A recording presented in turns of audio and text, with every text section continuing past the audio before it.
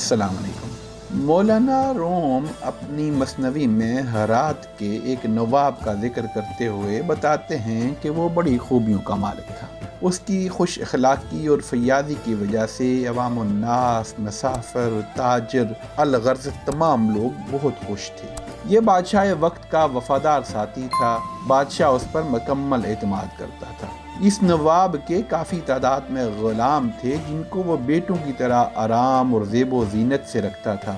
اطلس اور کم خواب کی قبائیں اور ان پر گنگا جمنی پٹیاں ان کے شان کو دوبالا کر دیتی تھی۔ اس شاندار زیب و زینت سے آراستہ غلاموں کی ٹولیاں بازار میں گشت کرتی رہتی تھیں۔ ایک غریب مفلس کلاش شخص جو بھوکا اور ننگا تھا، ان کو دیکھ کر لوگوں سے پوچھنے لگا کہ یہ رئیس زادے کون ہیں؟ جواب دینے والے نے کہا، یہ ہمارے اس علاقے کے نواب کے نوکر چاکر ہیں۔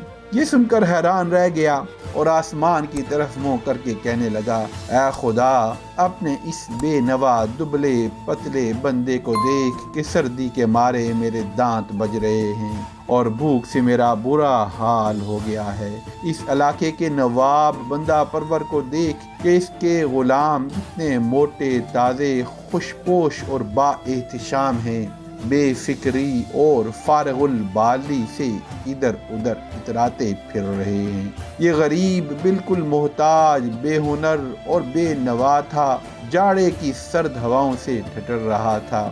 غم، دکھ اور تکلیف کے عالم میں اللہ کے حضور دعا کرتے ہوئے وہ یہ جملے کہہ بیٹھا، یا اللہ، بندہ پروری ہمارے شہر کے اس سخی رئیس سے سیکھ، نعوذ باللہ من ذالک۔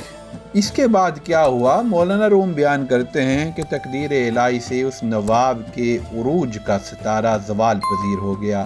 بادشاہ نے بعض وجوہات کی بنا پر اس کو قید کروا دیا۔ اس کے اموال و املاک کو ضبط کر لیا گیا اور اس کے وفادار ساتھیوں کو شکنجوں میں پھنسا کر قید میں ڈال دیا گیا۔ اور اسی طرح اس قید میں کسی طرح وہ شخص بھی آ گیا جس کے زبان سے وہ کلمات سرزد ہوئے تھے جن کا ہم نے پہلے ذکر کیا۔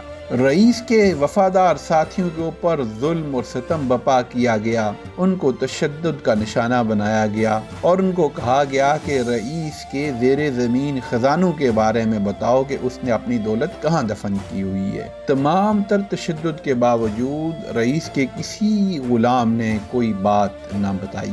بادشاہ نے کہا، میں تمہاری زبان اور ہاتھ کٹوا ڈالوں گا۔